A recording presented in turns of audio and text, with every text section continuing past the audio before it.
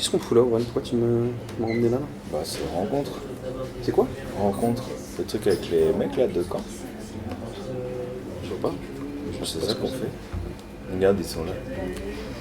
Bah, les mecs, ça fait longtemps que vous êtes là, vous attendiez? Bah une heure et demie, ouais. Ah ouais. Oh putain, je crois que c'est le moment de clapper. Bah, commençons alors, ouais.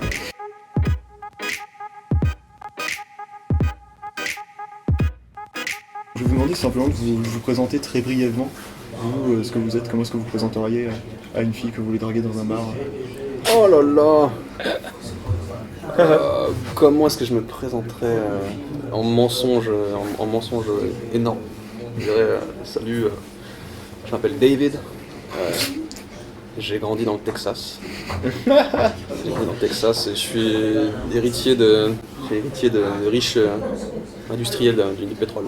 Ça t'intéresserait de devenir riche? Moi en général, si je drague, c'est vraiment que je suis trop bourré, j'ai pas de juste milieu. Soit j'y vais pas, soit je suis trop bourré et je fais un truc qui fait genre. On connaît les casseurs flotteurs pour leur album, maintenant leur film là, qui va sortir. Est-ce que dans la vraie vie, vous avez des animaux de compagnie? Un truc qui n'a rien à voir, hein, mais... Est-ce que dans la vraie vie, vous avez des animaux de compagnie? On en a même pas dans le film. Ouais, moi j'en ai un. C'est quoi? C'est un chat brachycéphale qui a pas de nez. C'est un chat qui a même un problème d'un truc de cils, qui a des cils inversés du coup, qui fait des allergies, qui éternue, qui est asthmatique et on a les mêmes problèmes d'allergie et je sais pas, je trouve qu'il me ressemble à fond ce chat. On dirait un espèce d'un Pokémon, un peu le Pokémon. Et puis Moi j'en ai pas. pour ce qui est feu des feux animaux de compagnie d'Aurel qui se reposent tous en paix maintenant. Moi j'en ai enterré un, je me rappelle, en face de chez lui, Mon cochon d'Inde. qui s'appelait Chaussure, voilà. Ah, le pauvre cochon d'Inde. En fait, un jour on dit mais il est où ton cochon d'Inde? Je dis bah il hiberne. Et ils me disent mais les cochons d'Inde ça hiberne pas. Je dis mais si, il est sous son truc là, il hiberne depuis je sais pas combien de temps. Et en fait il hibernait pas du tout, j'avais oublié de lui donner à bouffer et il est mort de faim. Le pauvre cochon.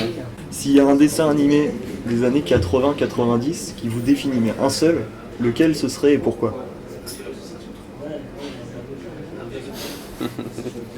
Alors moi je répondrais peut-être plus, lui je le vois déjà dans un dessin animé, un truc, je pourrais dire dans lequel je l'imagine. Ouais, un collège fou pour Aurel je pense. Je sais pas dans quel rôle super...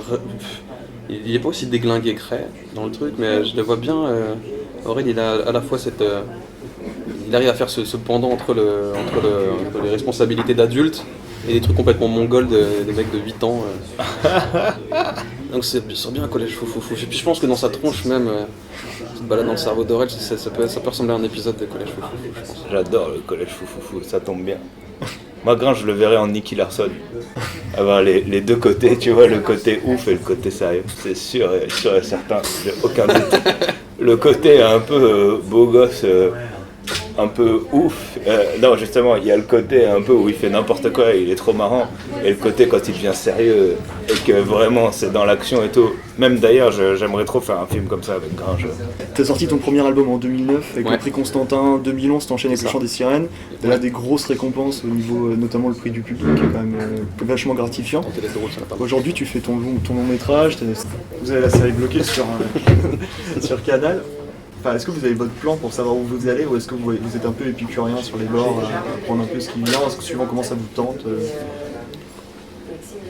En même temps, il n'y a pas non plus 36 choses qui s'offrent à nous. C'est vrai Ouais. que la série bloquée, c'est vraiment une opportunité folle, dans le sens où nous, on est fans de... Pour nous, Kian, c'est un contemporain, tu vois, genre bref, moi, je passe un peu au travers, je suis un des rares à être passé au travers, mais je sais ce que représente le symbole bref, et puis que c'est des gens qui sont très créatifs et qui sont venus nous chercher, en fait, pour cette série, donc on est très très fiers, et c'est un peu un concours de circonstances, tu vois. Le film Aurel avait fait le scénar sans savoir s'il réussirait à le produire, enfin si ça attirerait quelconque producteur derrière. Donc on arrive à un espèce de à un tournant, genre un espèce de truc de tir groupé. On se retrouve avec la BO du film qui sort, le film bloqué sur Canal et on est super content parce qu'on n'aurait jamais, on pensait pas ça quoi. Il y a encore quelques mois en avant quoi. On voyait pas ça comme ça. Après, en termes de plan, là on va faire des albums solo. On aimerait bien refaire un film. Donc voilà quoi. Moi je vois bien. Mais après, je sais pas, les projets ils viennent avec l'envie aussi. Moi j'ai 1000 trucs que j'aimerais bien faire. Est-ce que vous avez un petit mot, un petit truc pour la fin de l'épisode de rencontre là Bah, nous-mêmes, on s'est rencontrés sur un site de rencontre pour adultes. Les gens nous demandent souvent où est-ce qu'on s'est rencontrés. C'était créé de profil. Voilà, on s'est pécho un soir comme ça dans un site de rencontre. D'accord. J'ai fait un canard, c'est ça mon mot de la fin.